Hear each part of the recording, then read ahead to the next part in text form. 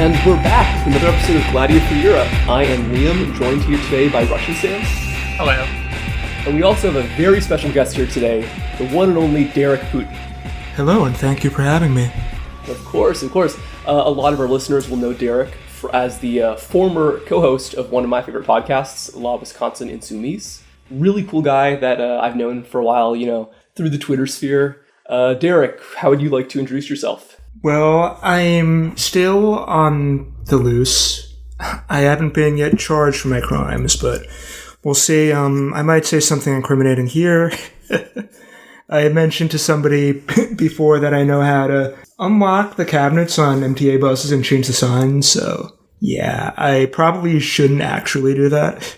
Because you are so familiar with so many secrets of New York City governance, we thought that you'd be an amazing guest to talk about this week's episode, which is the story of Frank Serpico, the famous NYPD officer who uncovered in the early 70s a huge amount of corruption existing in all levels of the NYPD. Thank you so much for coming on to this episode. This is going to be really fun. Before we get started, can you just talk maybe a little bit about what kind of experiences you have working for the greatest city in the world, the Big Apple? Yeah, so I lived in New York for about 32 years, and I worked for the city for a whole, I think, 7 months, so I mean, the stories are more about why I wasn't there for that long, yeah.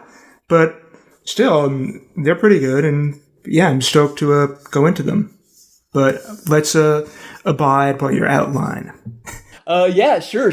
So let's just get started. So the movie we watched this week was the film Serpico, directed by Sidney Lumet from 1973. It came out just a couple years after Frank Serpico himself led this campaign, eventually testifying before a group known as the Knapp Commission, and along the way, suffering some pretty wild consequences from his actions that we'll get into. Just to start, did you guys like the movie? Oh, it was great. I loved it. Al Pacino does a very good job with the role. He brings that sort of unhinged energy to the character that really makes you feel for him, while also understanding that he's literally being driven crazy by the fact that he's trying to alert the authorities about the massive corruption he's seeing everywhere around him. It almost ended with his death, but man is alive today and on Twitter posting very wholesome content. You should follow him if you aren't. Yeah, I liked it a lot. I feel like it was a little sort of derivative of real life in that, they basically lifted 50 Cent's story. He was shot in the face, left to bled out, superstar rap career, the whole 9 yards. That's true, yeah. Kid from New York, involved indirectly in the drug trade. Yeah, no, but for real, I liked it a lot. I'm not a big film expert, but obviously Pacino was great. I really liked the outfits. I obviously wasn't alive when, that stuff was, current, but just, the crazy lapels. Oh, absolutely. Yeah, no, just the Serpico look. Yes. I know. And what's funny is that's, really true to life. He did, even by the standards of the 70s, he was known as kind of a flamboyant dresser. He was seen as, the hippie cop. And what's funny is that from the reports I was reading from his coworkers, even before he became a whistleblower, a lot of them just didn't trust him because he was this long-haired guy with a mustache and a headband. Yeah, throughout the movie, he's just constantly being under suspicion of being gay. Yeah, one of the funniest scenes in the movie in the bathroom early on. They assume he was just, going down at a guy. So the movie Serpico is really cool, and it's by Sidney Lumet, who's a 70s director, really known for creating films that really are with the zeitgeist of the times. So in the 50s, he first came onto the scene with 12 Angry Men, that I'm sure a lot of people have seen. He went on to do Dog Day Afternoon. Now he's doing Serpico in the early 70s, and right after this, he would do Network, which is probably his most celebrated feature. We've talked a little bit about Sidney Pollack movies, and I think there's some kind of overlap in not only in era, but also in kind of in the content that they go into and the themes. Just I feel like Sidney Lumet personally is a better director, and his movies tend to be a little more grounded and also therefore a little bit more meaningful. One thing that is, you were talking about the bathroom scene, I remembered, and just sort of about him Serpico being a rebel, iconoclast. I noticed he was like talking with the shoe shop guy, I think, and the shoe shop guy's like telling him, oh, you need to like have Sunday dinner with your mom and dad and all. And they also ask him, are you Catholic? And he says, I was just baptized, very dismissively. And again, I don't think any of us were around during that time, but he was probably being like more dismissive than usual for the time towards organized religion. That's true. And that totally flew from my head, but I'm sure you're right. Yeah. And I think like as an artifact of the times, you know, it is such a cool look at what New York was like in this now pretty notorious period of the city's history. Yeah, well, the really wild stuff wouldn't come along until a few years after the movie came out. But it was coming up because this was right when, you know, the urban decay of New York was really underway, when, you know, crime was rising, when the corruption in all levels was getting out of control, obviously, and the city was unwilling and unable to pay for so many basic services for its citizens. So increasing numbers of people, especially in poorer neighborhoods, start turning to crime. People start leaving the city. Suddenly the tax base is gone. They can't afford basic services. A couple of years after the movie came out, the city would almost declare bankruptcy. Famously, the government would refuse to give any kind of bailout. So the New York Times headline in 1975 was "Ford to City Drop Dead." But it was just a really, really messy time for New York. But at the same time, in hindsight, probably the most fun, most cool, most interesting time of New York history. Yeah, there was, especially in the area that Frank Serpico moved to, Greenwich Village, just that sort of general lower Manhattan area, there was a huge amount of like different creatives living there. Like you go like a little further south, you get to Soho, where Lou Reed lived, and like that was the peak of his creative period.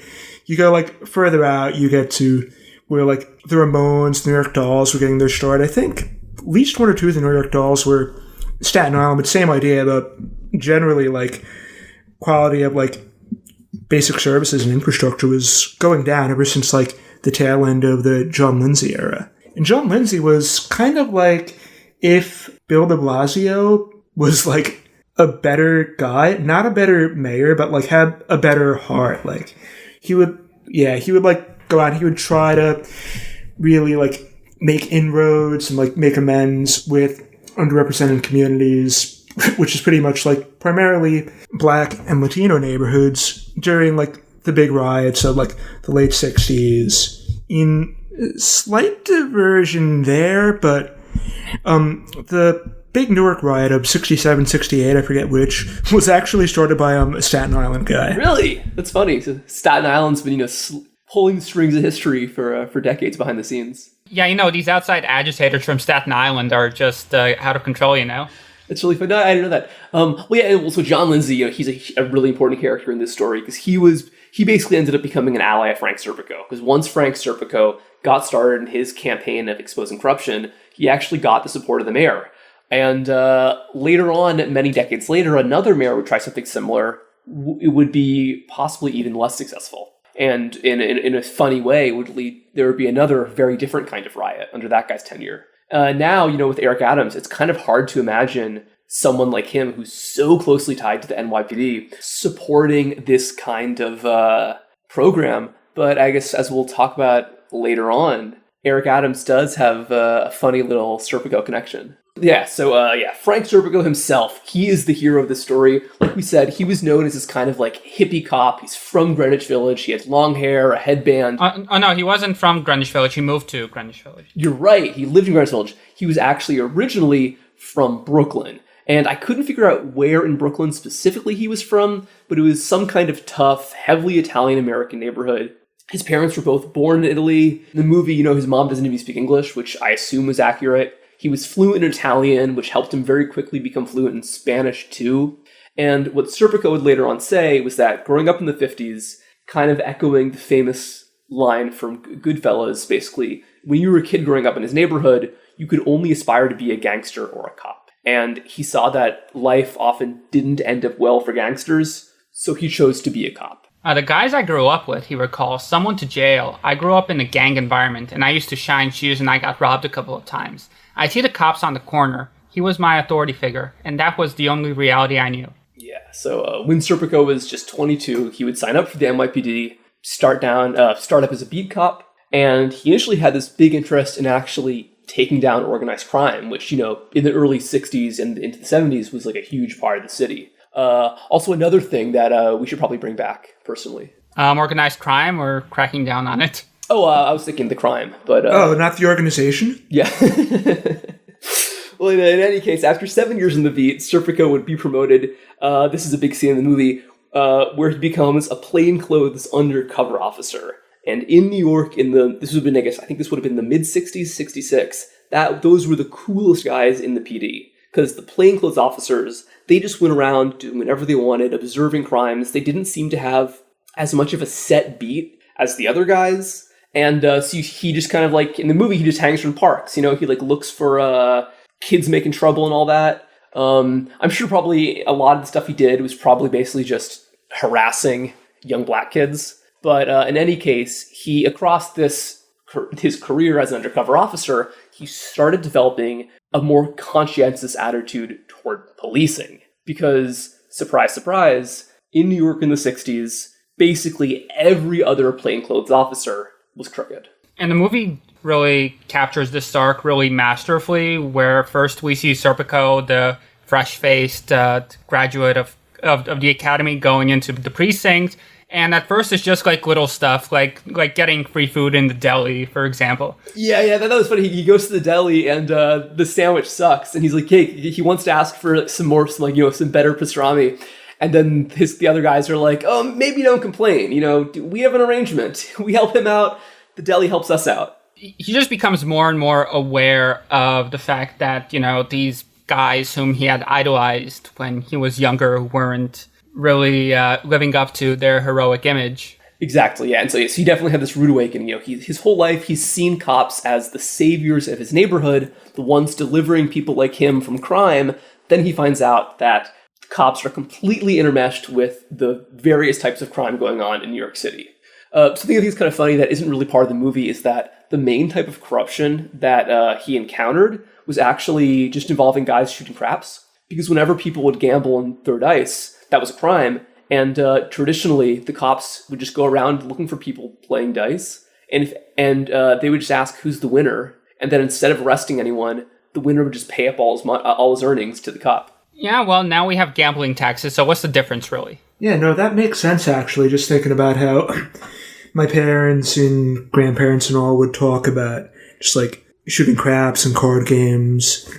And they always, like, it's not something that you would see, growing up in, like, the mid to late 90s onward. But yeah, if you were Serpico's age, maybe, like, 10, 15 years younger, yeah, that makes sense. And yeah, and the thing was, like, that was like a huge part of the income for these guys. It was totally normalized that you take money, and you were a weirdo if you didn't. And that's what Serpico quickly realizes, is that way before he starts reporting anybody, just the fact that he wouldn't take any money sort of put a target on his back. It meant that he wasn't like the other guys, But pretty quickly, and this is not in the movie, he met somebody else who was dissatisfied with the amount of low-level corruption going on among the undercover officers. This was a guy named David Dirk. Don't get that name wrong. David Dirk, not David Duke. Not David Derp either.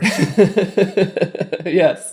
And David Dirk, not Duke or Derp, was the son of a doctor. So he was this so he was actually a pretty good contrast from Serpico. Because Serpico is this, Brooklyn kid who moves to Greenwich Village, long hair and a beard. Whereas David Dirk was this clean-cut Upper West Side boy whose dad was a doctor. And he had a kind of crazy, or a very different kind of life story, because he was actually basically a PR guy for the NYPD. Because something I didn't realize before I started researching this was that in the 50s and 60s, way before Serpico would do what he did, there was already a low opinion of police across the country.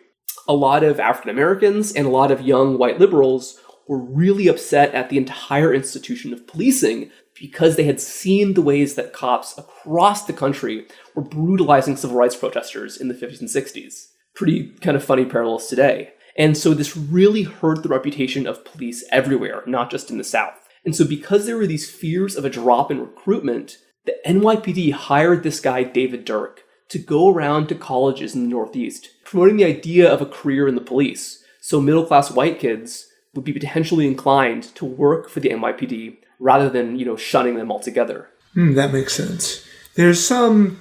We can maybe move from that a little later to how they, recruit and hire now, because there's a lot there that will inform you of the state of policing in big cities. A lot of it you can just directly look up, the requirements are all out there, and it's Googling will bring you to some, NewYork.gov website, but I think it's 60 credit hours. It is not a full bachelor's or associate's, which is kind of interesting because there's a scene in the movie where Frank Serpico is taking Spanish. They're reading Don Quixote, and then he flirts with this girl and they start a relationship. So he's this striving to be upwardly mobile in both class and level of education, because again, remember, his mom doesn't even speak English. Yeah, and he was from a pretty poor background, unlike Dirk. Yeah. Dirk was the Princeton guy, right? Or was that someone else? Yeah. So they kind of fictionalized Dirk. I think that the guy, I can't remember the actor's name. I want to say Tony Roberts, the guy from Annie Hall. He's sort of an equivalent to Dirk. In real life, Dirk was there sort of from the beginning, and I'm not sure why they basically cut him from the movie. And I'm curious if he has any thoughts on that. Because Dirk himself, he was a pretty big part of the story. And speaking of recruitment, even though he was involved in NYPD recruitment, he recognized that there were enormous problems with corruption and racism and brutality in the department. One big difference between Dirk and Serpico is that Dirk would stay in the NYPD for basically his entire life. And he really was convinced that you could change this group from within. He would say on his tours across colleges that to any kids who are really interested in helping people and sincerely believe that the cops are pigs, then they should join the police and improve it from within. So, that's something you hear a lot, especially in, lefty political stuff, can you change something from within? And, this is a pretty, this story of Serpico and Dirk is pretty depressing if that's your outlook. I think nowadays, if you score too high on an intelligence test, you cannot get in. Yeah, but that's what they say, that they don't want people who are too smart joining the police because they're more likely to ask questions or whatever. And I believe that, yeah. Yeah, some really great incentive structures there. Yeah. So eventually these guys, Dirk and Serpico, they do link up. Dirk was a little bit superior over Serpico, so he thought that he was someone he could trust. And he was. He was the only guy in the plainclothes department who was really interested in doing something about corruption.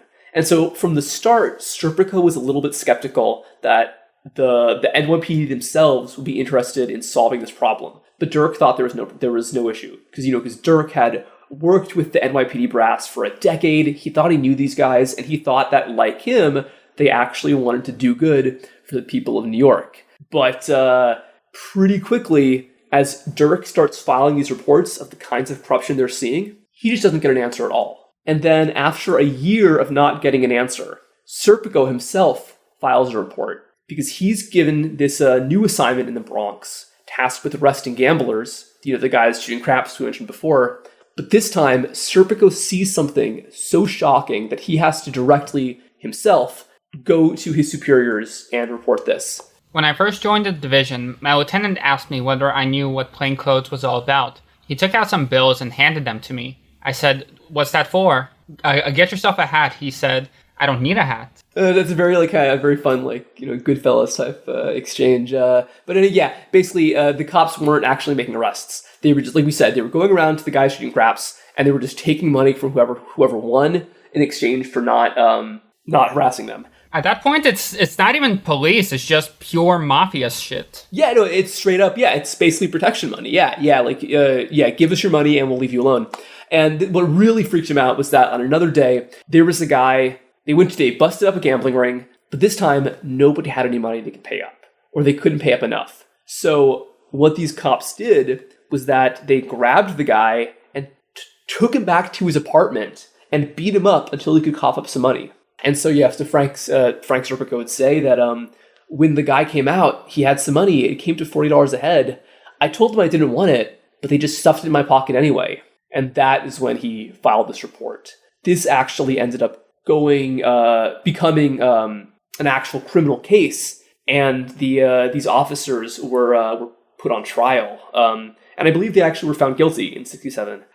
This was anonymous. However, people pretty quickly realized that Serpico was involved. Serpico would later claim that after filing this report in 1967, one officer shoved a pistol into his stomach and told him to never rock the boat again. David Dirk, meanwhile, he was out shooting one day, and the officer next to him said that he wished Dirk was the target. Wow, tough crowd. Yeah. That's some kind of funny foreshadowing there, for sure. I don't know. They have a lot of grasp of subtlety. Well, in any case, after this, these two incidences, Serpico and Dirk, they had to go elsewhere. So they couldn't trust the police. They realized they had to go straight to the top. The one person they believed might be able to help them was John Lindsay, the mayor that we mentioned before. He was this, John Lindsay was known as a kind of a clean-cut anti-corruption guy. He was somebody who had big political ambitions like many New York mayors, and like many New York mayors, all of his ambitions were successively dashed, because just like Bloomberg and de Blasio and Giuliani, he was a failed presidential candidate. He was also, interestingly, I believe, the last wealthy, old Dutch stock mayor of New York, which is kind of interesting. He was from one of those, old 17th century families. But he seemed genuinely committed to actually doing something about this. So what happened initially was that Serpico and Dirk contacted the New York Times. And with the New York Times, they arranged this big study of corruption that ended up proving everything Serpico had already complained about.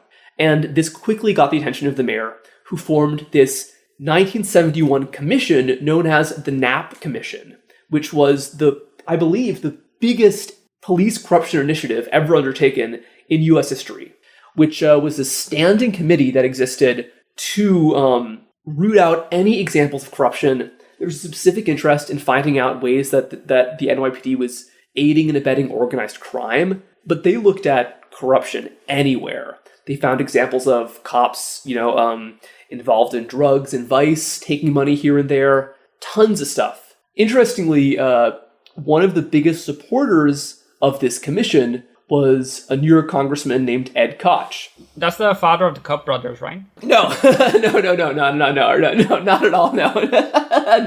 No, Ed Koch would be the mayor in the 80s, and he was the mayor, I want to say, right before Giuliani? No, right before Dinkins. Oh, you're right. Sorry. Yeah, I'm so sorry. Before Dinkins. Between them. Koch was, you're right. He was sort of, you could say, a mix of Giuliani and Dinkins, because he was a pro-cop guy, but also he was a Democrat. So, unlike Giuliani. Oh, if I can add something about Ed Koch. Yeah, so Andrew Cuomo's father, Mario, was running against Ed Koch for mayor of New York, and he at least for the time, I don't know how well known this is now, or outside the Northeast, but he had this gay bashing campaign slogan against Koch, because he was it was a lifelong bachelor. I don't think there was anything ever confirmed, but that's just what people tend to assume about politicians. But yes, don't hold it against me, but it was vote for Cuomo, not the homo. Yeah, the classic line. Yeah, and it worked, because they voted for Cuomo. He would so Koch, this was, I guess, for governor, but Koch would end up being mayor, and we'll get into that. But this time, when John Lindsay was there, he was the one behind this, and Ed Koch was his biggest supporter in Congress, because this was kind of a national issue. This kind of commission was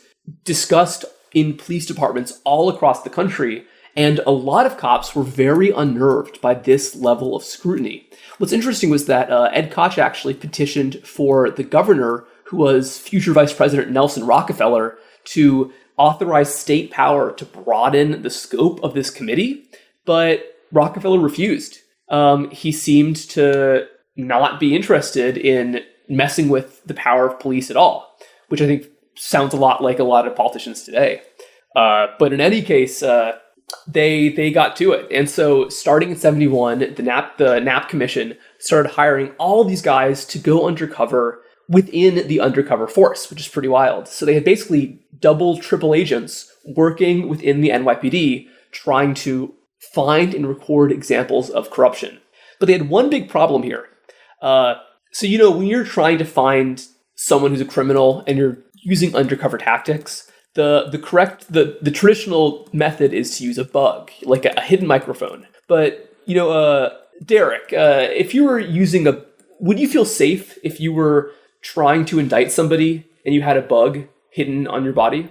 No, and that was the exact issue.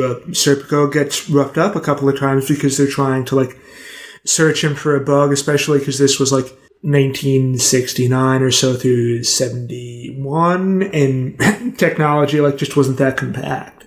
Exactly. It was really dangerous because if they found a mic on you, you're dead. These, a lot of these, wise guys or whatever you're trying to interview. So, in general, undercover work was always tricky. But in this specific case, it was even trickier because the guys that they were supposed to be surveilling were themselves undercover officers. So the people they had to be secretly recording were the people who knew exactly what a bug would look like and where it would be on your body.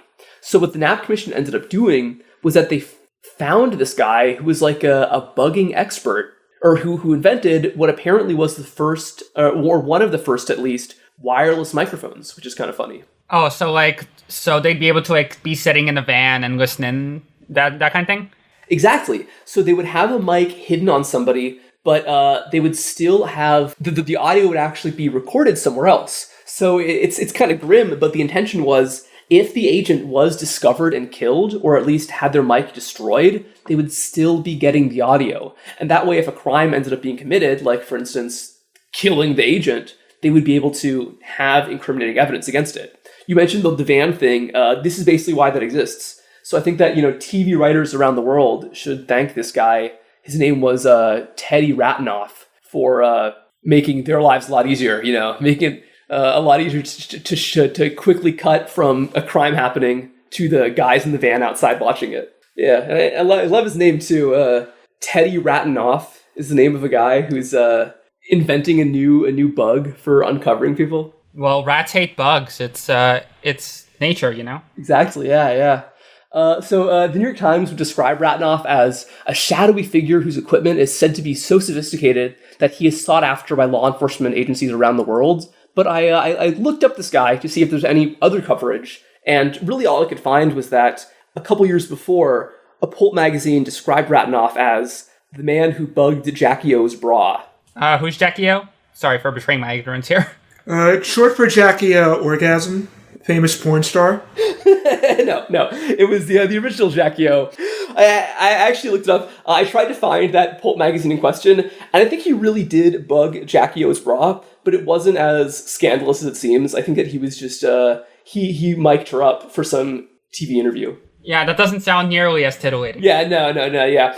Teddy Ratanoff, in any case, he would figure out how to solve this problem with his mics, and this was actually a huge help to the commission. And it ended up, in the short term, giving them the ability to record and uncover hundreds, if not thousands, of specific examples of corruption. One thing that they realized was that there were two types of corrupt cops.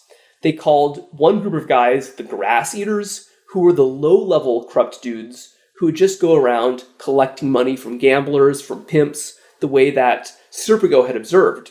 But a whole other category of corrupt cops were the meat eaters, and those were the guys who were actively involved in committing serious crimes. So capos versus bosses. Yeah, you could say that, yeah. And so the meat eaters, they weren't just taking money as bribes, they were essentially double agents, doing illegal work for criminals, including oftentimes the mafia, while also being cops on the NYPD payroll.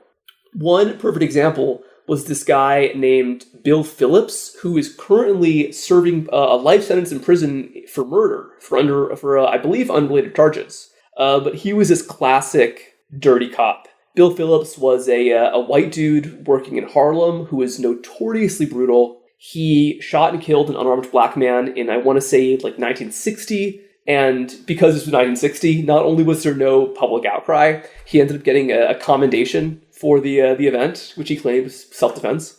Due to Ratanoff's equipment, a young officer named Michael Armstrong, who ended up writing a book about the Knapp Commission, realized that Bill Phillips was basically a double agent, and that he was working on the side doing security for various New York City criminals and giving them a tip whenever the NYPD was about to bust them. His most important client, who I believe was somewhat famous in her own right, was actually this high-powered Manhattan madam, this young Dutch woman named Javiera Hollander, who owned the most exclusive brothel in New York. I wouldn't expect a Dutch woman to be named Javiera, if we're being honest. I think it was a pseudonym. In any case, they realized that this guy Bill Phillips, who was her security, was totally corrupt, and like I said, he would give her a tip whenever they were about to bust down her operation. So they realized, and so basically this guy, they figured out, he was the classic meat eater, because instead of just taking bribes, he was actively aiding and abetting this major criminal conspiracy. They were going to charge him, and just, he was going to be one of the cops brought down by the commission, but Michael Armstrong realized that he actually might be a really good asset. Because if this guy was a classic meat eater, if he was someone who was very corrupt, then unlike Serpico, who is sort of an outsider in the department, this guy, Bill Phillips, would be trusted by these cops. So he essentially became a triple agent for the NYPD. He was a cop, pretending to be crooked and working for these mob associates, while at the same time reporting back everything he was doing to the NYPD and assisting in getting hundreds of other guys found out.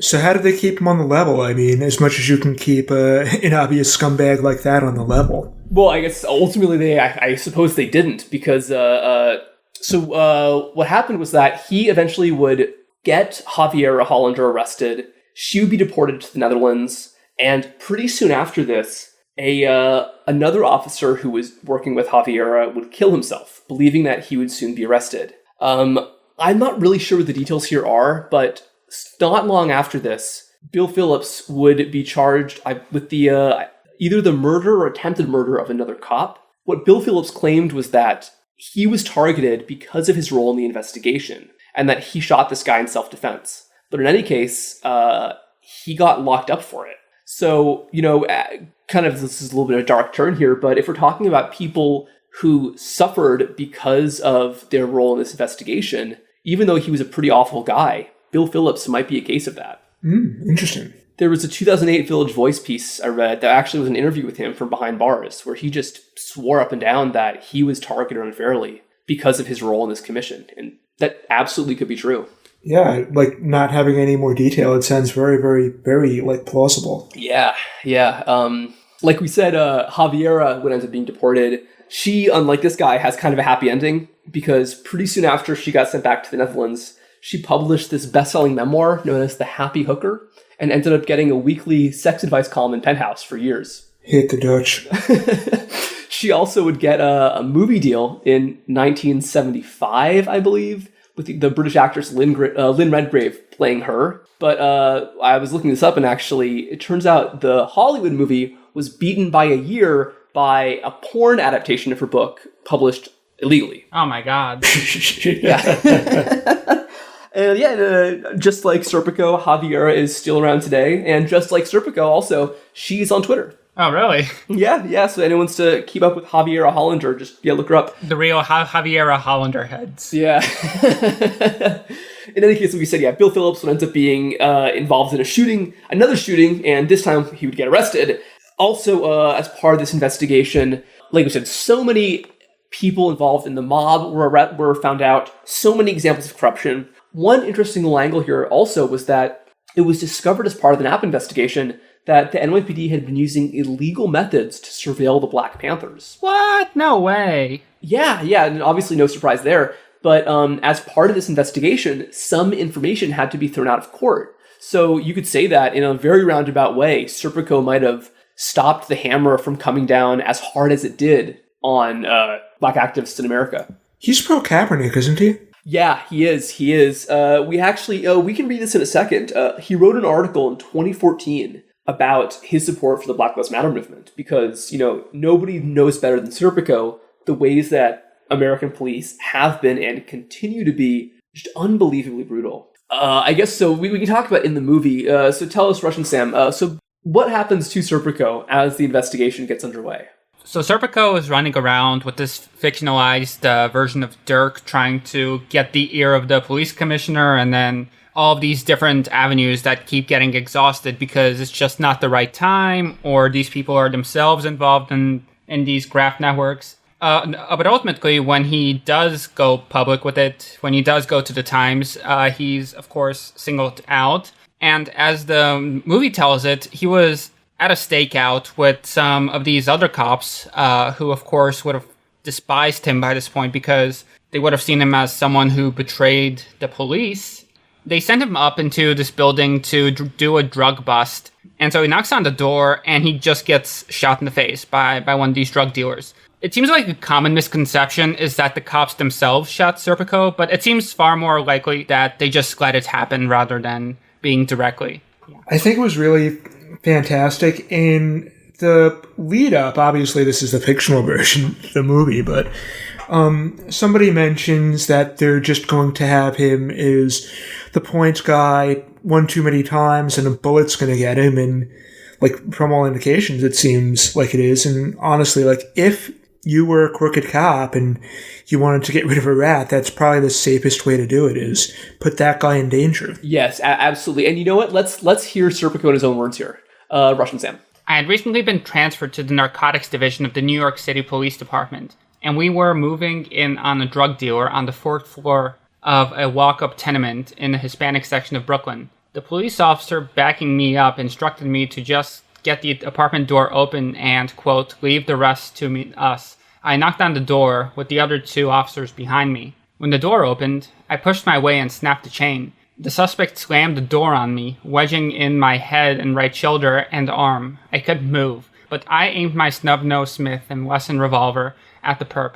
In the movie version, it's much more Hollywood than this. Yeah. Oh, and just to interject here, you are reading his own words here. That's Serpico complaining that the movie version was too Hollywood, not us. I think I kind of like the idea that, like, even though, you know, you're portrayed as this like hero and martyr in a movie, you still got to point out that, like, okay, come on, it wasn't just like that. Yeah, well, he's clearly a man of integrity. He wouldn't want people to have the wrong idea of him. Oh yeah, no, for sure. So continuing from the article, from behind me, no help came. At that moment, my anger got the better of me. I made the almost fatal mistake of taking my eye off the perp and screaming to the officer on my left, "What the hell are you waiting for? Give me a hand with the door." I turned back to face a gun blast in my face. When I regained consciousness, I was on the back in a pool of blood, trying to assess the damage from the gunshot wound in my cheek. Was this a case of a small entry, big exit, as often happens with bullets? Was the back of my head missing? I heard a voice saying, "Don't worry, you'll be all right. You'll be all right." And when I opened my eyes, I saw an old Hispanic man looking down at me. My backup, so-called, was nowhere in sight. They hadn't even called for an ambulance either. I later learned, the old man did. I still don't know exactly what happened on that day. There was never any real investigation. Fucking bleak. So basically, yeah, just like in the movie, he was shot.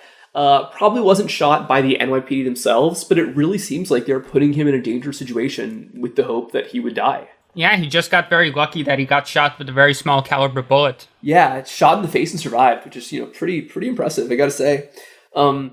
He would, after his shooting, he would continue to testify, but as the movie attests to, eventually he would just leave the country. He felt unsafe, and he would move to Switzerland for a while. The commission would end, a whole bunch of cops would be exposed, but at the same time, by launching this commission, John Lindsay basically ended his political career. Because although he had some allies in the U.S. Congress, like Ed Koch, this was really unpopular with a lot of New Yorkers, especially white New Yorkers and people who had cops in their family. There was one incident around this time when a black revolutionary would kill a cop, and when John Lindsay tried to go to this guy's funeral, other cops booed and hissed him, and they wouldn't let him go to the funeral, which is a huge, you know, embarrassment for Lindsay. He eventually would be out of there. And pretty soon after, Ed Koch himself would become mayor. And unlike Lindsay, Ed Koch, who came in the late 70s, not directly after Lindsay, but pretty soon after, he was much more a friend of the police. And part of his kind of pitch for a stronger NYPD was that he believed that the Knapp Commission had succeeded, so they didn't have to worry about corruption anymore. But it really seems like that as soon as that commission wrapped up, the NYPD would just went totally back to their old tricks. They might have been a little bit less flagrant about taking small bribes, but when it came to things like brutality and racial harassment, nothing had changed at all. Yeah, maybe to play devil's advocate for white ethnics and their resentment, one way to read this is to look at the Knapp Commission's failure to really do anything about the larger problem, rather just clamping down on these small fish who were taking a couple of dollars here and there, rather than the ones who are actually organizing these networks. Oh, like the mafia, or what do you mean?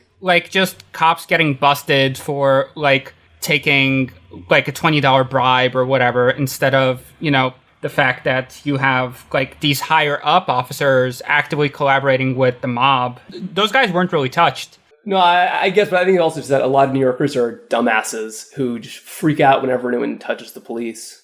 I'm not a New Yorker. You guys are. I'm just curious. What do you guys think about like popular opinion of the NYPD?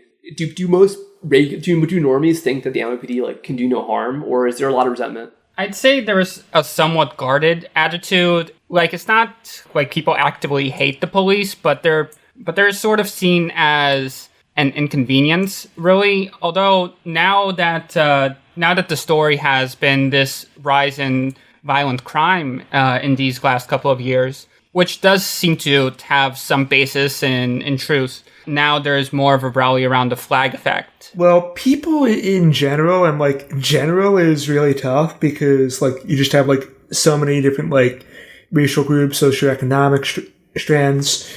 Because like if I was to like talk about some of like what one of my black friends says is like it's very like, he lives in a rough area in the North Bronx, but like also at the same time like cops have hassled him for just being like a young black man. Like he was like 24 or something. He was telling me one time he was walking to his like class at the City University of New York, and some cops hassled him because they thought, quote unquote, that he was a truant high schooler. But like generally, to sum it up, tweet length would be people want law and order, but at the same time they think rightfully that cops are low intellect scumbags. Yeah, absolutely. And I think what's kind of interesting to me is that in this case, it seems like the NYPD was clearly exposed as breaking down law and order as much as they were maintaining it. And but what happened was that even though there was this huge investigation, there wasn't really the kind of long-term backlash against the NYPD that you might expect. There was a lot of outcry at the time, especially from minorities and from white liberals, but other people in the city didn't really care. And what happened quite soon afterwards, that I think is a really interesting parallel to our moment right now, is that after this brief moment of criticism of the police, there was a spike in crime in the late 70s. And as crime continued to rise, people started trusting the NYPD more than they ever had because they were scared. And due to this new fear, which was somewhat exaggerated, but somewhat grounded in actual danger at the time, the new mayor, Ed Koch, he was able to expand the powers and the funding of the NYPD like never before. And as you, I'm sure, could expect, they would never roll back the funding at all. And it would just continue to get bigger and bigger after Ed Koch's mayorship or whatever. And one thing I find interesting is that one of the things he did was banning loud music on the subway, which, clearly has a group, clearly seems to be targeting a certain group with that, and is considered one of the first examples of broken windows policing way back in like 1978 or something. So that confirms what I was thinking about the rise of crime, or at least gives very strong evidence to it. So police obviously control a lot of the narrative around crime. Like they've done what they call work slowdowns, and what they find often, like there's fewer arrests because it's often just like they're doing like, very minor things in black and brown neighborhoods. But it's like, oh, look at all this graffiti type stuff. Then that gets sensationalized by the news, like Democrat and Republican, because there's no real left news channel. Come on. Yeah, so that's a real, like, obviously we're not talking about an assault problem, but that's a real problem. Like, police are inextricably linked with, like, the image of crime and stability. And again, like, we discussed how police are, like, the structure of policing is meant to incentivize these sort of, like, uncreative rule followers.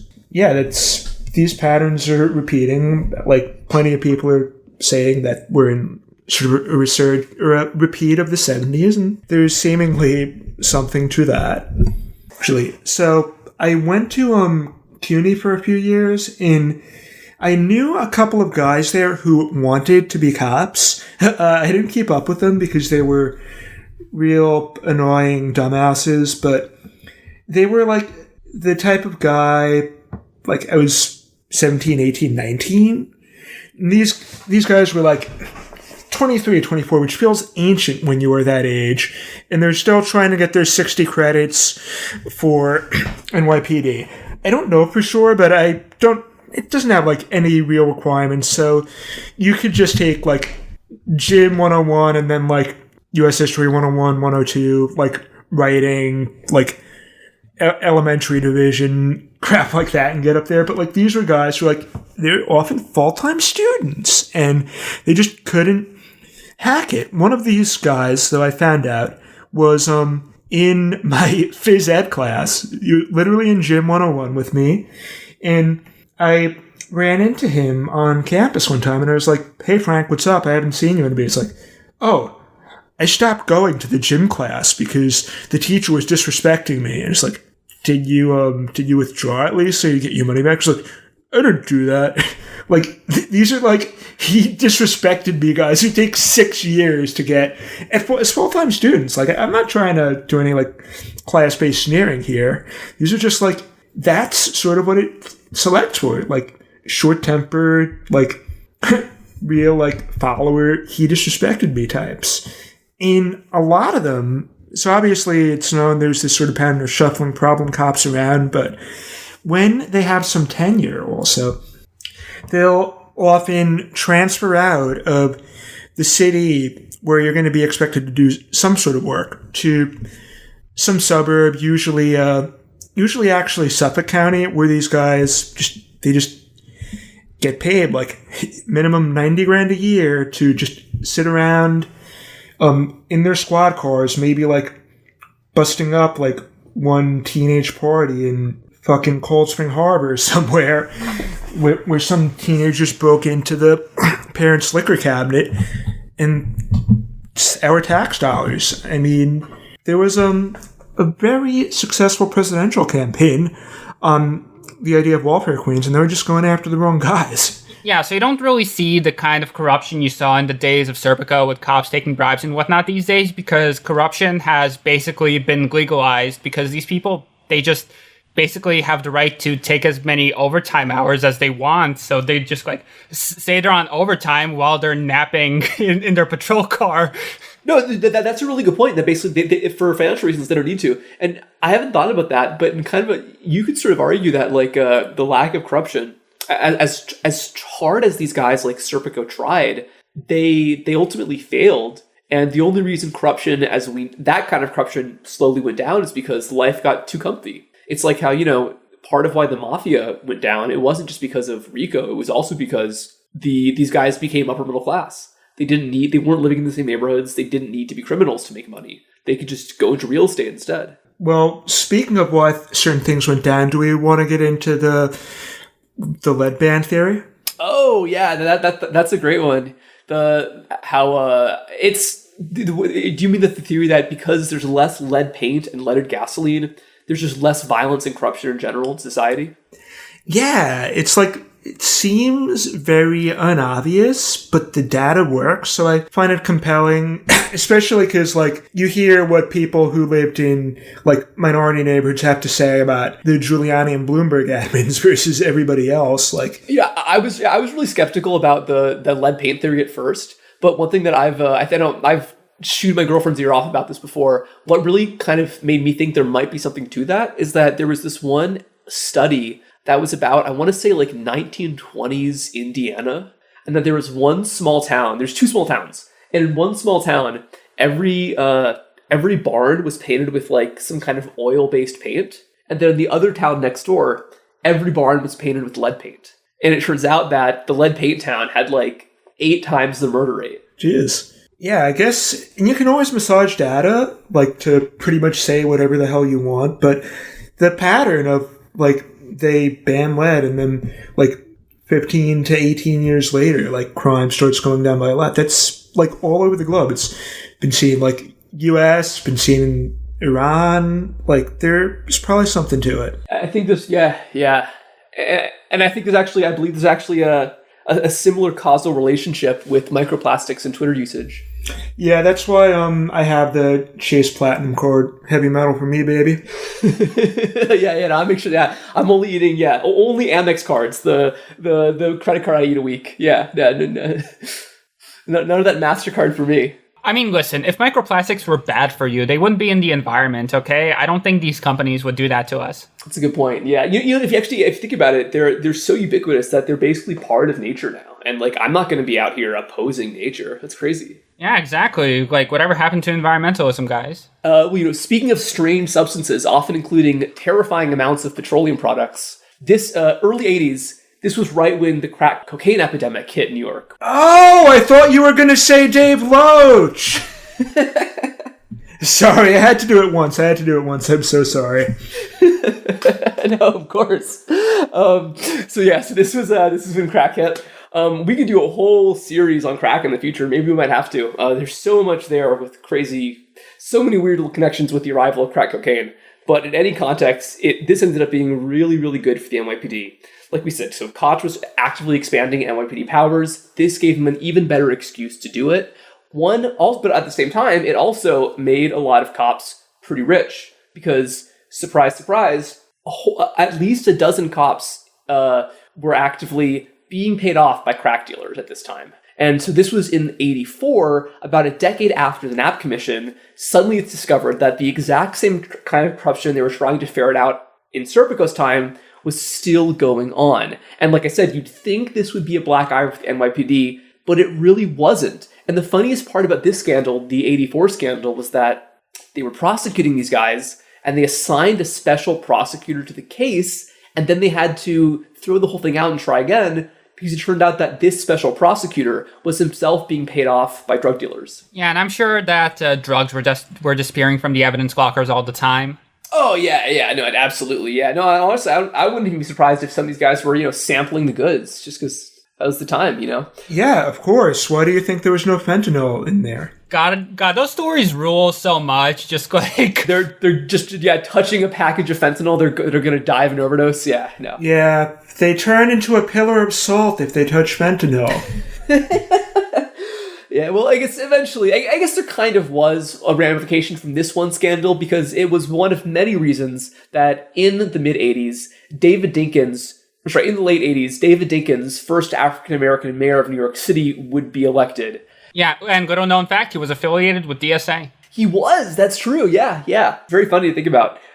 He was no radical leftist at all, but as soon as he came in, he was basically seen as an enemy by the NYPD. Yeah, just a lot of race baiting around him, and this idea that he wasn't doing anything about crime, even though crime levels started to fall under his tenure specifically. Yeah, and in the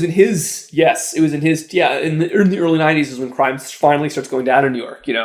I don't think he had anything really to do with that, but he certainly didn't do anything to increase crime. He was an obvious scapegoat, especially because he was black. And so instantly, as soon as he took office, he was an enemy. The NYPD saw him as an enemy. But his really big mistake was that in 1992, there was yet another scandal. This was something called the Buddy Boys scandal. Great name. Where just like in 1984, it turned out that all of these cops were taking bribes, just like in Serpico's time. But this time, it was an entire division had been implicated. So in the wake of this scandal, Dinkins actually appointed a new commission to investigate it, known, I believe, as the Mellon Commission, I want to say. And what he actually did was, during and after this commission, he also tried to create a standing body for investigating claims of police corruption. And what really pissed off the cops was that in addition to investigating bribe taking, he also wanted to look into the endemic levels of brutality and racism and disproportionate targeting of young black people by police. Can you guys guess how the NYPD reacted to this proposal? With the sort of dignity and stoic repose that you would expect from a member of the British royal family. Like, the one who got carried around on the throne by his former imperial subjects of color. Oh, yeah. There was a literal riot in 1992 called the Patrolmen's Benevolent Association Riot. So in 92, there was a huge rally that was a kind of an organized thing for just cops being cops. They do this all the time. And Rudy Giuliani, former, was he former police chief? He was the guy who was prosecuting the mob. That's how he got a name for himself. That's what it was. Yeah. Okay. And at this time, he was a current mayoral candidate. So open enemy of Dinkins. He showed up to this event, and it basically sounds like Dinkins and Giuliani incited them to riot. And so 4,000 NYPD officers started just running around New York, just smashing windows, basically. It's crazy.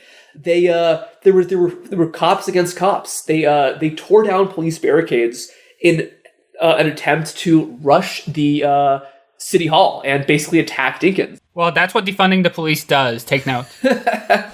According to this is a New York Times, rioters were observed to be openly drinking, smashing cars, and physically attacking journalists. They chanted racial epithets to African-American Mayor Dinkins. There were 300 uniformed officers on duty meant to contain the event, but they did little to actually control the riot. They ended up not actually making it inside City Hall, because, God, who knows what they would do if they did. But it was a crazy event, and as soon as it happens, Dinkins condemned it. What's kind of funny is that Dinkins totally blamed Giuliani for this, but it honestly seems like because Dinkins was somewhat unpopular, especially among police families, so by condemning Giuliani for his involvement in the riot, this probably actually boosted Giuliani's chances. That's grim stuff, man. Yeah.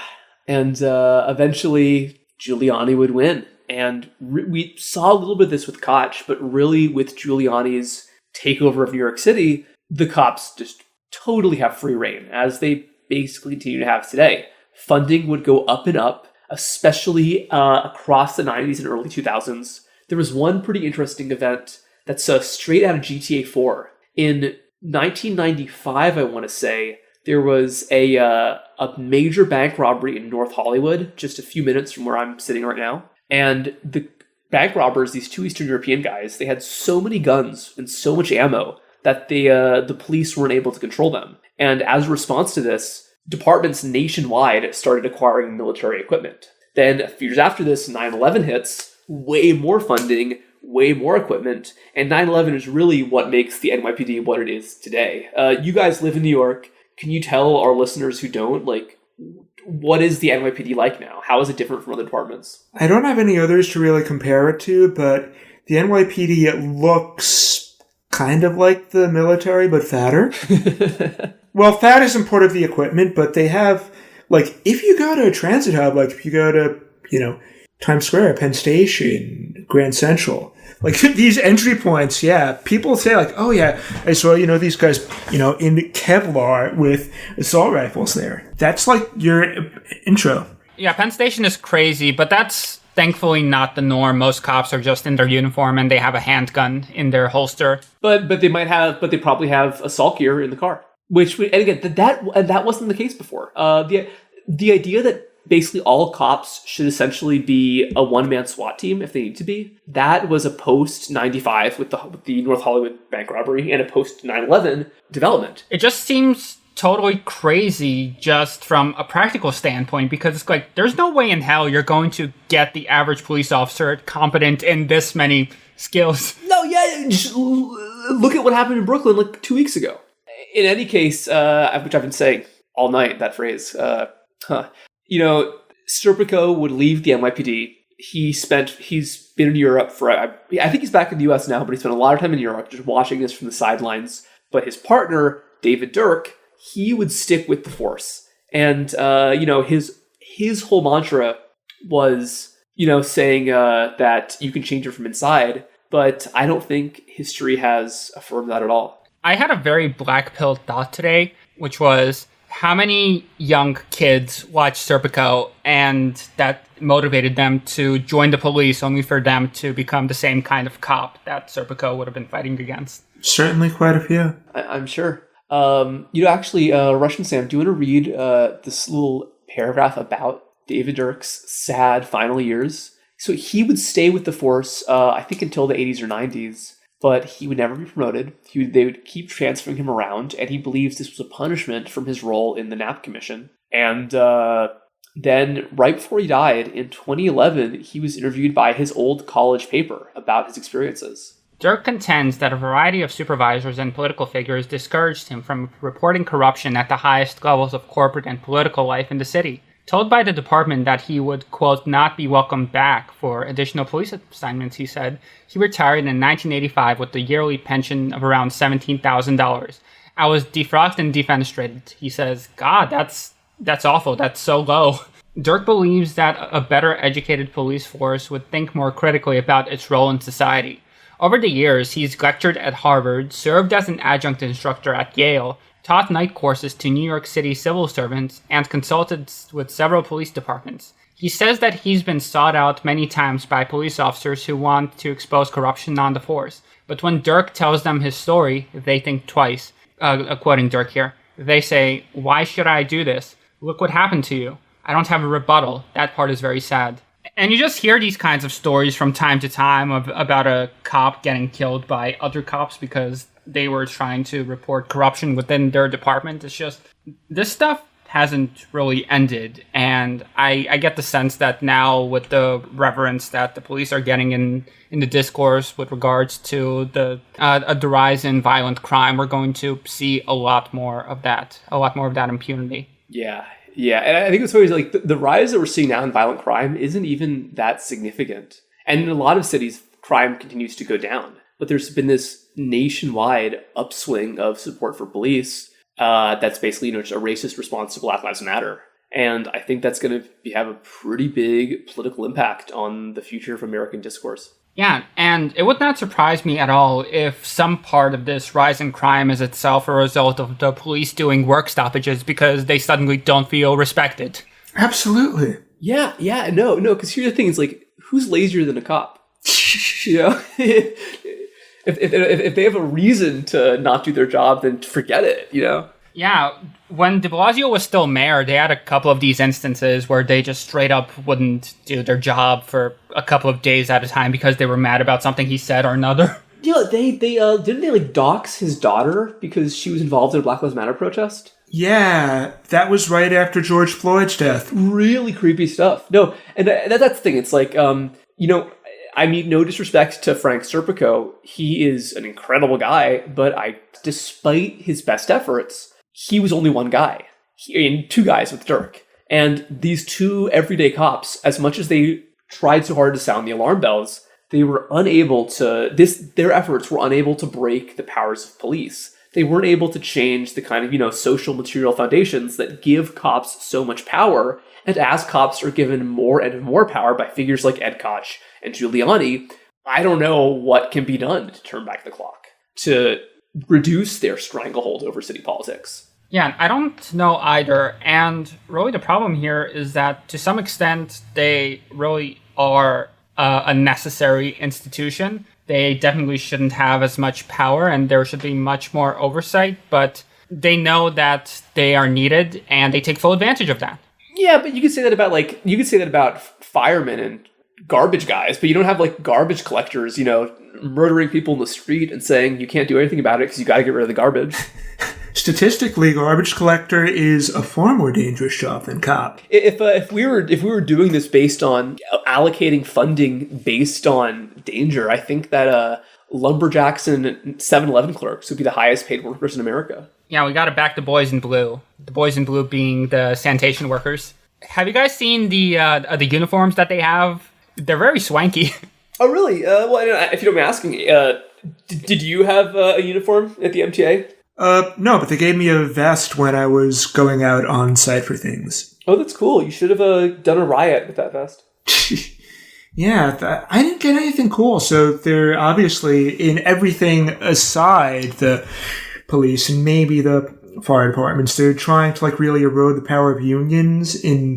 I was really like, I was at this awful, basically quasi tech support job there, or before I joined the MTA, and it was just like, was drinking every day. I was just, miserable to be around. And I just ignored everything negative. I just was like, oh, this is not going to be like tech support, not going to be, why doesn't the button work for 11 hours a day? So I jumped, but if you don't know how to move around those organizations, you're basically lost at sea without a map. There's some language that says whether a position is union or not. I do not believe that you can move from a union role to a non-union role. So, if you're non-union, it's whatever. You build tenure, your position gets stronger, but, without much tenure, non-union, you're up shit creek without a paddle. And then they, further stratify this stuff. They make the pensions, worse and worse. If you join, so I know education better for pensions, but if you join Department of Ed today versus, if you joined in the 90s, you get a much worse pension. You have to, stay there for longer, for less money, and, Bloomberg really accelerated that. They changed it from Department of Education to the Board of Education. I was, again, too young to know the details, but it was something, because my mother worked in schools, was very pissed about. But aside those, it's sort of also you have cop families. And that's a big part of the population. That's especially in New York with there's 40,000 cops or something. I think 80. It is. That's almost 1%. That's crazy. And that's with all of those people have 10, 15 relatives. Cop families are a huge voting bloc. Yeah, exactly. A funny thing about those, though, and this transcends beyond different ethnic groups, which in NYPD is primarily Irish, Italians, and Jews. So yeah, it's much more racially integrated than most police departments in the country, I'd say. Well, I think it's clear that that the problem of racism in police can't be solved by having a few more black cops. It's African American cops are clearly fully capable of furthering these terrible inequalities. Oh, of course, because these problems are really socio-economic problems, which happen to disproportionately target people of certain races rather than... Exactly, yeah. The race, the perpetuator, doesn't necessarily make it less bad if you're the person being victimized. And there's always, it's much more nuanced than, obviously, white people are the ones who are, most benefiting from this, but there's, way more dimensions. It's not strictly hierarchical. So, white people than everybody else. And, you get power, especially when this institution, the NYPD, already filters for dumb muscle who's not going to expect. And probably, I don't have anything to back this up, but I believe that you're probably more likely to join the police force if you were bullied so you can take it back out on your tormentors. I'm trying to remember the reason why, but I know that a lot of cop union guys, or cops in general, they're for some reason registered Democrats, even though generally they're going to be the right of Republicans. Even though they vote right, I guess just because it's a blue state, it's a blue city. Well, Republicans can't really win in New York City all that much. Yeah, New York City is basically the Afghanistan of federal American politics. So it's the graveyard of political ambitions. Right, yeah, I know. We talked about Lindsay. Yeah, Giuliani. Okay, mayor of New York City is prestigious. Yeah, there's a lot more in the state. Not everybody, even in city bounds. There was big thing, I think, 2017 about some guy in a very progressive hippie-ish area, either Williamsburg or the East Village, having a Nazi flag in his window and people trying to throw him out. So you sort of cap out. It's hard to go from mayor to governor, and everybody outside of New York, LA, San Francisco, Chicago is going to see the mayor of New York is, either some evil commie lib or a pretentious urban snob. So in terms of government office, you really can't go anywhere. You just walk into the CNN office and start, like, making a nice 8 figures a year. So sad. I think Eric Adams is going to be the exception here. That man is going places. Well, before we talk about the lovely Eric Adams, let's finish off Serpico's continuing story, because obviously Serpico himself is still around. He is very aware of all of the issues we're talking about, and he's been commenting on them. Unlike Dirk, who stayed in the force, Serpico left and has been a speaker on police abuses for about 50 years now. And so in 2014, with the emergence of Black Lives Matter, he made this really impassioned piece that we quoted a chunk of earlier that first gave his perspective on the shooting that the NYPD was implicated in. And then also he explained the way that why he believed these problems continued and why his efforts were not as effective as he wanted them to be. Even now, I do not know for certain why I was left trapped in that door by my fellow police officers, but the narcotics division was rotten to the core, with many guys taking money from the very drug dealers they were supposed to bust. I had refused to take bribes and had testified against my fellow officers. The days when I served and you could get away with anything, when cops were better at accounting than at law enforcement, keeping meticulous records of the people they were shaking down, stealing drugs and money from dealers on a regular basis, all that no longer exists as systematically as it once did. Though it certainly does in some places. Times have changed. It's harder to be a venal cop these days, but an even more serious problem, police violence, has probably grown worse. And it's out of control for the same reason that graft once was, a lack of accountability. I tried to be an honest cop in the force full of bribe takers, but as I found out the hard way, police departments are useless at investigating themselves. And that's exactly the problem facing ordinary people across the country, including perhaps Ferguson, Missouri, which has been a lightning rod for discontent, even though the circumstances under which African-American youth Michael Brown was shot remain unclear. Law enforcement agencies need to eliminate those who would use and abuse the power of the law as they see fit.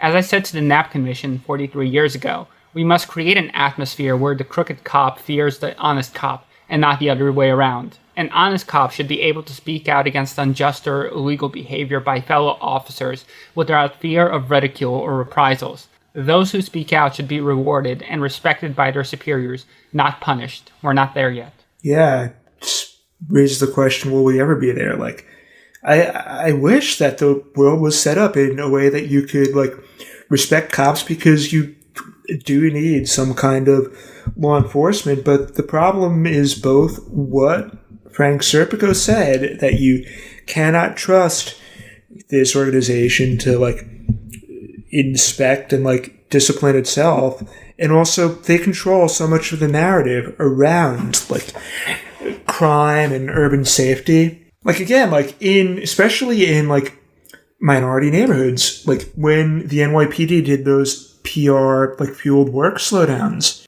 violent crimes and such, they also went down, but it was this huge PR win, because you're like, oh, look at, like, all these, like, fucked up cars that aren't getting towed. Look at, this graffiti, this, like, broken storefronts. Like, they did a fantastic job of setting up this false dichotomy where it's like, you don't prosecute these evil cops. Like, Serpico ain't saying it that way, but that's what, like, especially somebody like Daniel Pantaleo, the man who murdered Eric Garner, straight up evil.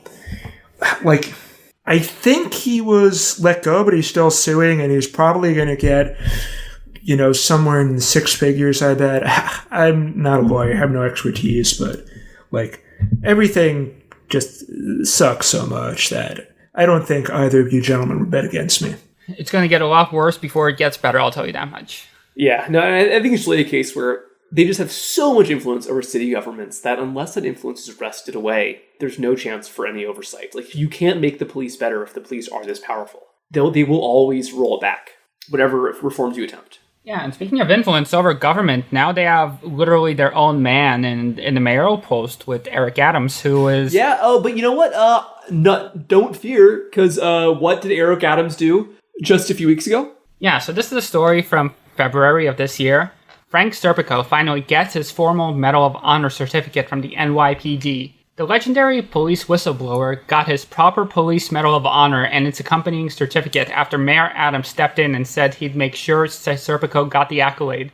ending Serpico's 5-year fight with the department. Serpico announced his receipt of the honor on Twitter Thursday. Serpico, 85, a Brooklyn native, has been waiting for formal recognition ever since he was shot in the face in February 1971, 9 months before the Napkin Mission testimony exposing corruption in the department. When he originally got his medal in 1972, it was unceremoniously handed to him over a countertop, without any fanfare or accompanying certificate. In 2014, Serpico told McShane that he was, quote, still waiting for the NYPD to overcome their pettiness and animosity. Serpico was shot just below the eye after he was forced to open a door in a Brooklyn drug den. He returned fire and wounded the gunman, and has always maintained that cops with him never made an official officer down call. In December, Serpico tweeted that the News' 50th anniversary article about his Knapp Commission testimony didn't mention the fight over the medal. Adams, then the mayor-elect, responded, quote, Serpico's bravery inspired my law enforcement career. Frank, we're going to make sure you get your medal. On Thursday, the certificate arrived in a large package at Serpico's doorstep. Serpico tweeted a short video of a, quote, 21-gun salute unveiling the certificate, using popped bubble wrap instead of gunshots. Aw, that's so cute. He's such a sweet old man. I'm serious. Follow him on Twitter. You won't be disappointed. Everyone should. And follow Derek Putin on Twitter while you're at it. If you say so. I do want to point out one thing he said. Brooklyn native waiting for his medal. I mean, that's basically me as well. Just kidding. I was born on the Upper East Side. Derek, when New York becomes a fiefdom governed by Gladio for Europe, inshallah, we will get you your medal. Oh, absolutely, yeah. You'll be one of our satraps. I think that this whole thing with Eric Adams, it's a lot like Ed Koch, how you have this politician expressing support for whistleblowers, but then as soon as they get this kind of power, they just only do what they can to help the police. Eric Adams, he is the NYPD's man. He's their Manchurian candidate in the mayor's office. Well, I think Adams has got it figured out, honestly. He can make these symbolic gestures to Serpico and figures like him. Yeah, no, I heard that he posed in front of a mural of Asada Shakur somewhere. Oh, yeah, in some school.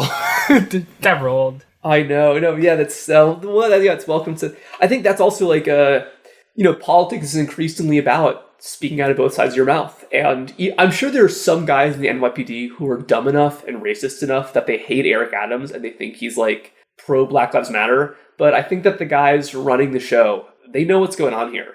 And they know that Eric Adams can outright call for abolishing the police. He can speak at a protest and say that, we need horizontal rhizomatic structures for law enforcement or whatever. I want to hear Eric Adams say rhizomatic, honestly. But they know that the very next day he's going to sign a bill increasing their budget and making it so every single officer has a surface to air missile. Yeah, he's been talking lately about having metal detectors in the subway after the shooting a couple of weeks ago, and this has got to be the greatest kickback the cops have ever gotten. Oh, yeah, no, it's great. I think it's awesome how, I feel like in any other industry, if you, fuck up this badly, they'll probably, take away some of your authority, maybe, give it to somebody else. But this is a case, where the NYPD essentially allowed, either allowed shooting to happen, or at the very least, did very little to stop it. And now they're only going to be rewarded. Yeah, they're getting over $10 billion per year at this point. And yeah, if they were an army, they'd be one of the biggest armies in the world. And their budget is also pretty high up there in those terms. Right. And this is why we need a Gladio-free world, not a Gladio-filled world. Gladio for Europe is the only podcast brave enough to call for the end of the strategy of tension. Well, that is right. And okay, again, Derek, I think that brings us pretty close to a close. Derek, thank you so much for coming on tonight. This is fun. Thank you so much. I had a blast. Well, I was going to ask you if you have any last, little New York stories, Big Apple baby, that you want to share with us before we wrap up. Well, I came of age after the city started getting really Disneyfied. When I was 4 or 5, which would have been around the start of the Giuliani era, we would if we drove through Alphabet City, my parents were always this is the dangerous part of town, don't go around here. But I remember us also if we were passing through Harlem for whatever reason, my father was always like, yeah, this is all going to be white people in 20 years. And he's like, basically right. Like, you just see like there's sort of like the overflow from the Upper East Side, because it's considered prestigious, and people like who they can't afford 99th Street, they go up to 100th Street. And, you know, next year they can't afford 100th, they move up and up and up. Pretty obvious, like, how it's going to change with the ways that capital is just so much more strongly concentrated in a few hands. And I don't really know. And honestly, I do not like to think about it because it's just very bleak. But yeah, no. And, I'm in LA and we're seeing that just the same process here. And because housing is getting so expensive in LA, there's a direct correlation with homelessness just totally spiraling out of control. And as a response to rising homelessness, instead of making housing more affordable, doing any kind of comprehensive rent control, they're just giving the police more money to rough up homeless people. Yeah, well, that actually brings me to my pet cause, which is that everybody should be homeless. That sounds like it's a joke, but I'm actually like being somewhat serious in a Swiftian sense, because this is a problem that is very easy to solve. I think that right now we actually already have enough like unused housing stock to just give everybody a home without even like doing some like, oh, they're going to have to put Dirty Frank in the Central Park penthouse type deals, which, it's been seen like these sort of, on the face of it, to an American mind, these policies are seen as quite counterintuitive, but they actually work. Like for homelessness, this gives, caseworkers, like they don't have to like track somebody down, somebody in a stable position. Yeah. Yeah. And that's a huge part. Yeah.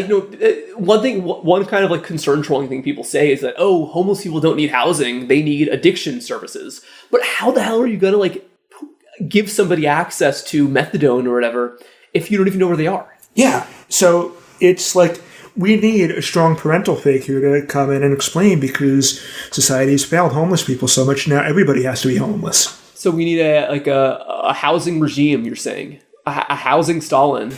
Yeah, so President Miroslav can handle it. I've gotten to like share a lot of things that I think are interesting or cool, or just good stories I have. So for last words, all I'd like to say is Bebo. All right. Well, thank you for those very wise words of wisdom, sir. My pleasure. I hope that I was an entertaining guest. Thank you so much. All right. Well, yeah. I wish this story we told tonight had a happy ending. But hopefully everyone think twice before authorizing more authorities to your police force.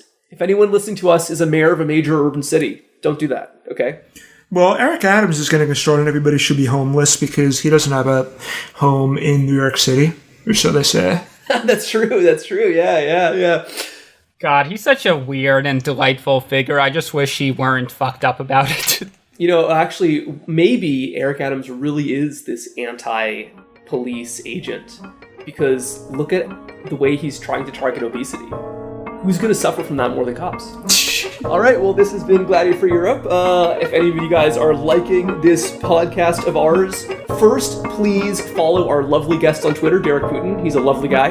And second, give us a review on iTunes or whatever, so people know that we're good, if you think so. I will give this a 5-star review under several alternate accounts. Gotta pump those numbers up. All right. Well, thank you, Derek. Thank you for coming on, and everybody, I hope you enjoyed the show.